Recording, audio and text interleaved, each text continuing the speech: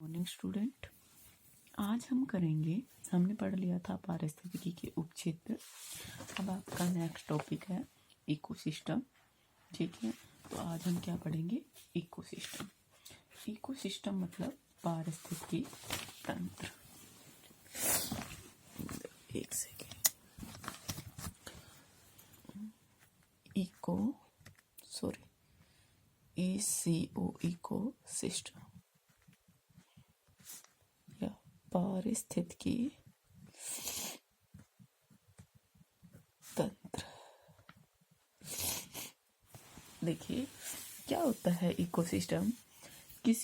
कोई भी क्षेत्र लगा लीजिए, उसमें भौतिक पर्यावरण जो मतलब है और उसमें रहने वाले जो जीव जंतु होते हैं उनके बीच में जो पारस्परिक क्रियाएं होती है, अंतःक्रियाएं होती है, उसकी जो जटिल व्यवस्था होती है उसको क्या कहा जाता है? इकोसिस्टम कहा जाता है। जैसे हम रहते हैं, हम अपने पर्यावरण के साथ, जैसे हम पेड़ पौधे पर किस तरह से डिपेंड करते हैं, एनिमल पर किस तरह से डिपेंड करते हैं, हमारे और एनिमल या पेड़ पौधों के बीच में जो रिलेशन है, इन सब का अध्ययन, इन सब की व्यवस्था को क्या बोलते हैं? पारिस्थितिकी तंत्र। ये जो इकोसिस्टम है, इस शब्द का सबसे पहले प्रयोग किसने किया था? 1935 में किसने किया? ए जी टांसले ने किया था सबसे पहले प्रयोग। और इन्होंने इसकी परिभाषा देते हुए क्या लिखा? अब आप लिख लेंगे, ए जी टांसले के अनुसार, ये मैंने आपको बताया था कि आपको कैसे लिखनी है डेफिनेशन। टांसले के अनुसार देखिए क्या करेंगे कि पारिस्थितिकी तंत्र, ऊपर से आप देख के कंप्लीट लिख लेना इसको। पारिस्थितिकी तंत्र पर्यावरण के सभी जैव तथा अजैव कारकों के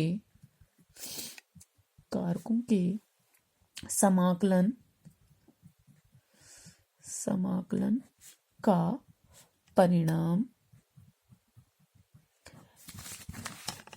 है। ठीक है, ये डेफिनेशन किसने दी थी? ए.जी. टांसले ने। अब मोंक हाउस के अनुसार, फर्स्ट ये हो गई, सेकंड किसके अनुसार? अकॉर्डिंग टू मोंक हाउस के अनुसार, ऐसे ही आप लिख लेंगे।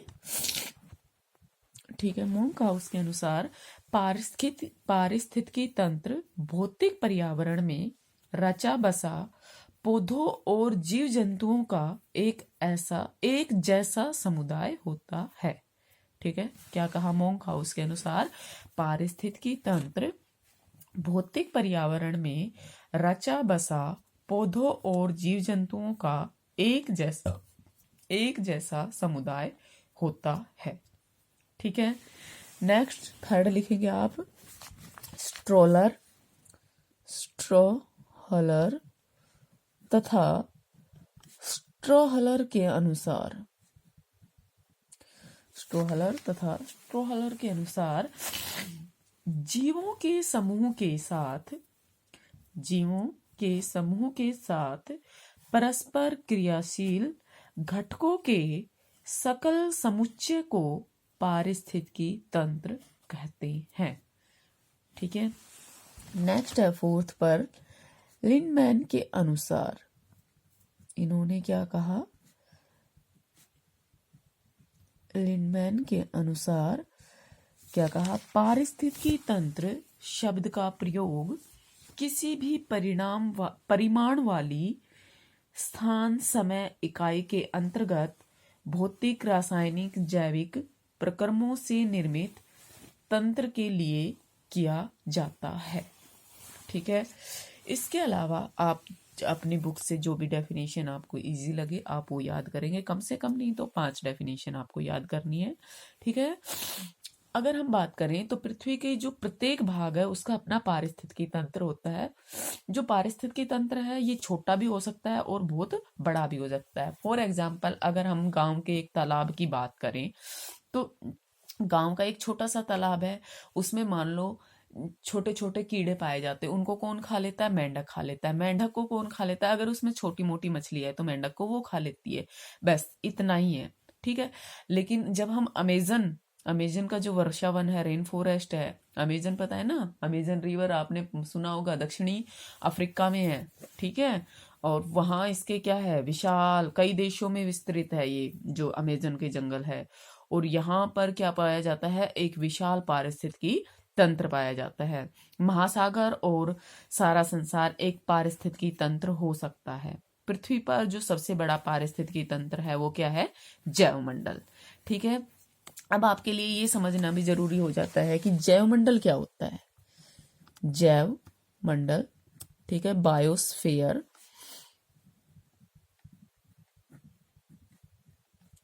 क्या होता है बायोस्फीयर? जो जैवमंडल है इसकी सबसे पहले संकल्पना 100 वर्ष पूर्व, मतलब 100 वर्ष पूर्व किसने की दी थी? ऑस्ट्रियन भूवैज्ञानिक थे। ऑस्ट्रियन भूवैज्ञानिक थे स्वेस, एडवर्ड स्वेस इनका पूरा नाम था, एडवर्ड SUESS, ठीक है, स्वेस ने की थी। जैवमंडल का जो सामान्य अर्थ होता है वो होता है जीवन से आवर्त या घिरे क्षेत्र, ठीक है। जैवमंडल का क्या अर्थ होता है? जीवन से घिरा हुआ क्षेत्र, ठीक है। पृथ्वी के जो 3 भौतिक परिमंडल है कौन कौन से? स्थलमंडल, जलमंडल और वायुमंडल। इन तीनों के बीच में ये जो पाया जाता है, ये तीनों के बीच में पाया जा रहा है, ठीक है। तो ये क्या कहलाता है? आपका जैवमंडल, ठीक है। ये क्या है? स्थलमंडल, ये जलमंडल और ये वायुमंडल, ठीक है। इन तीनों के बीच में, इन तीनों से घिरा हुआ जो मंडल है वो क्या कहलाता है? जैवमंडल। और इनमें कुछ विशेष जीवों की उत्पत्ति और उनका पालन पोषण संभव हो पाता है। जो जैवमंडल है वो क्षैतिज रूप से हमारे पूरे भूमंडल पर और लंबवत रूप से सागरों की गहराई तक, जो जहां जहां वायु में जीवन पाया जाता है वहां वहां तक ये फैला हुआ है। वैज्ञानिकों के अनुसार अगर हम बात करें तो जैवमंडल का विस्तार महासागरों में 9000 मीटर की गहराई तक, ठीक है, 9000 मीटर की डेप्थ तक की, और स्थल के नीचे 300 मीटर की गहराई तक, ठीक है। और वायुमंडल में अगर हम बात करें तो 5000 मीटर की ऊंचाई तक क्या पाया जाता है? जैवमंडल पाया जाता है, ठीक है। ये जो जैवमंडल है, जैवमंडल की जो परत होती है वो पतली होती है लेकिन बहुत ही जटिल होती है, ठीक है। और किसी भी प्रकार का जीवन इस परत में संभव होता है। जैवमंडल जो है, जैवमंडल को विकास की जो वर्तमान अवस्था है जिसमें अब है, इस यहाँ तक पहुंचने में इसको करोड़ों वर्ष लगे हैं। समस्त जीवों को 2 सामान्य वर्गों में बांटा जाता है, वनस्पति जगत और प्राणी जगत। प्रत्येक वर्ग में बहुत सारी जातियां होती हैं। जैवमंडल में शैवाल, कवक और जलीय लघु पादप जो होते हैं उनसे लेकर उच्चतर किस्म के पौधे और वृक्षों में वर्तमान में 3.5 लाख प्रजातियां और सूक्ष्म जीवाश्म से लेकर विकसित मनुष्य तक 1 करोड़ 10 लाख प्राणी जातियां इसमें शामिल है। किसमें? जैवमंडल में, ठीक है। मनुष्य जो है वो प्राणी जगत की एक जाति है जिसे क्या कहा जाता है? होमो सेपियंस कहा जाता है, ठीक है। कल हम करेंगे पारिस्थितिकी तंत्र के घटक, कंपोनेंट्स ऑफ इकोसिस्टम, और हो सका तो शायद हम एनर्जी फ्लो इन इकोसिस्टम भी कर ले, ठीक है। Thank you.